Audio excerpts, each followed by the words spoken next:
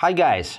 To make WhatsApp video calls from your PC, you need to install WhatsApp application. If you don't have this application, click on the Start icon or press Windows key on your keyboard. Then go to Microsoft Store.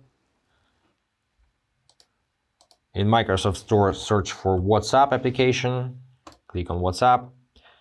If not installed, install this app and connect with your phone. The instructions are going to be right in the WhatsApp window. Now close the Microsoft Store, open WhatsApp.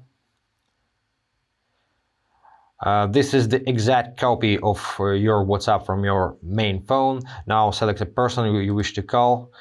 And here you have two buttons, call and video call. So click video call. Now the video call has been started, and you can disable camera during your call. Just click on this icon and disable microphone if you wish so. And that's pretty it, guys. Hope this was helpful. Subscribe to the channel, hit the like button, and be awesome. Bye guys.